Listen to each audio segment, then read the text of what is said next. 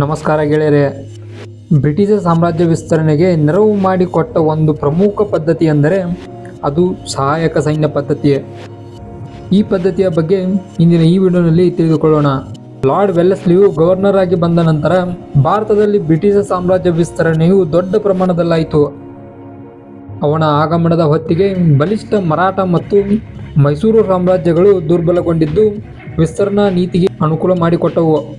British ಸಾಮ್ರಾಜ್ಯವನ್ನು ಬಲಿಷ್ಠಗೊಳಿಸುವುದು lord ವೆಲ್ಲೆಸ್ಲಿಯ ಗುರಿಯಾಗಿತ್ತು. ಈ ಗುರಿಯನ್ನು ಸಾಧಿಸಲು ಅವನು 3 ವಿಧಾನಗಳನ್ನು ಅನುಸರಿಸಿದನು.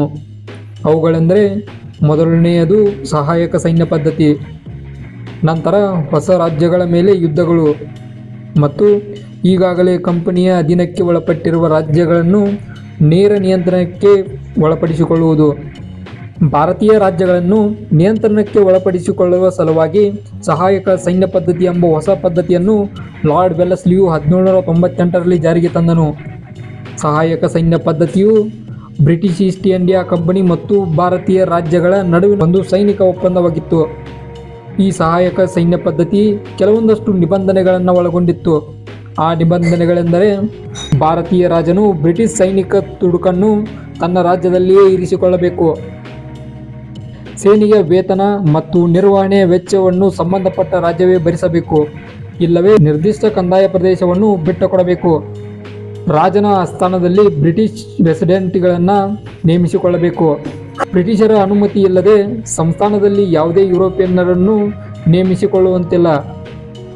ಭಾರತದ ಯಾವುದೇ ರಾಜ್ಯಗಳೊಂದಿಗೆ ಯುದ್ಧ ಅಥವಾ ಸಂಧಾನ ಮಾಡಿಕೊಳ್ಳಬೇಕಾದರೆ ಗವರ್ನರ್ ಜನರಲ್ ಅನುಮತಿ ಪಡೆಯಬೇಕು.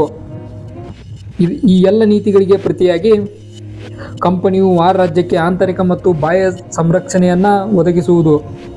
ಈ ಎಲ್ಲ ನಿಬಂಧನೆಗಳು ಸಹಾಯಕ ಸೈನ್ಯ ಪದ್ಧತಿ ಒಳಗೊಂಡಿತ್ತು.